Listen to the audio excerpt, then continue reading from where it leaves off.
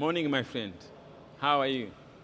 I would like to share with you today that I have changed my name. I changed my names from a colonial name to both Rwandan name. My name is Ndizeye, Rubasha. Those are two Rwandese names. When you look our history, when the colonial came in Africa, the whole continent, they changed our names. The reason some they can understand, they think they could not able to spell our name. But also it could be other reason they did it. But they did it. But what I realize now, since I changed my names, I can tell you now, you my brothers, my friends, since I told you new names, most of you been struggling to call me my African names, and you are African. So that's the question. Why are you struggling to call me my African names, the name I changed, the name which is meanings, the names which has African cultural background? And also, in other communities, in the white community here in Australia, some of my clients, I changed my names. One of my client told me, why did you change your name as you're giving us a hard name to spell? Why you can't take the easy names? You have been called Alois. Why you can't take that? And I say, because my background, because my cultural reason, that is why I change. Say, no. When you come to Australia, you should not bring a hard name to spell. See, that is how the mentality, and that is how maybe they did a long time ago when changing the names.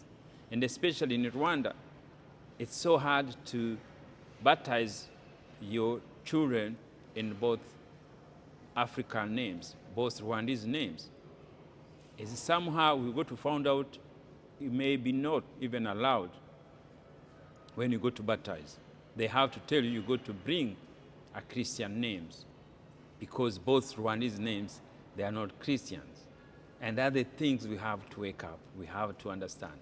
Most other countries, I can see there's some mix, there's many Africans who already have both African names, where they're coming from. But for my country, the majority as Rwandese, most we have Christian names and non-Christian names. A non-Christian name is our Rwandese names. So we bring this idea, I've discussed, to talk. This is awareness. Since I changed mine to Ndizeye, I feel proud.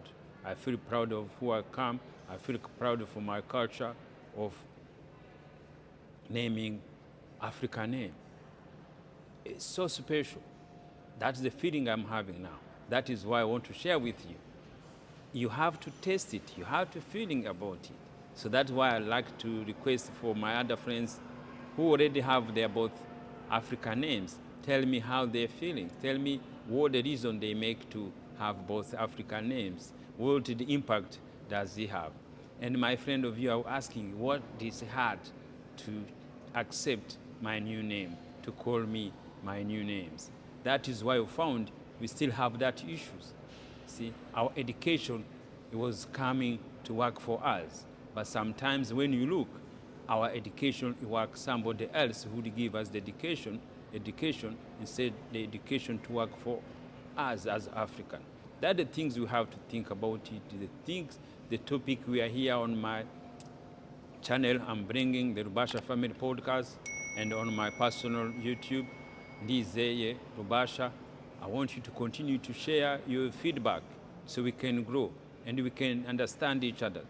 But you have to know my purpose, my friends, is to bring back the names of Africa, to bring the names for our ancestors, to think about our roots. We live in modern society, but what we can have always, it should be our identity. Our identity, it should not change.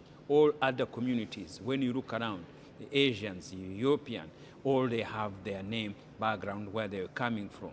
When you search, when you do all the homework, you go to find out all other people have kept their names intact.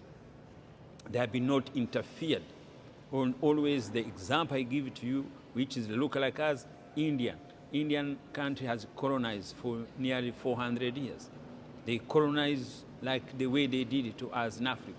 But what they remain and what they kept is their names and their religion, the way they believe their goal, their culture is still intact. They never interfered by the colonial names the same they did in Africa. I think that is the respect we go to see them in this other Indian community around the world. They carry their names. They are proud of their names. They are proud of their culture. Even though people, they can say about anything, they don't care because they know is where they're coming from. That is the example we're going to give you. Look around. Look, everything's there. You go to see example. This community has give power of their culture, a special power of their identity. We have to go back. This revolutionize our mind. We start there. Guys, thank you and have a nice day.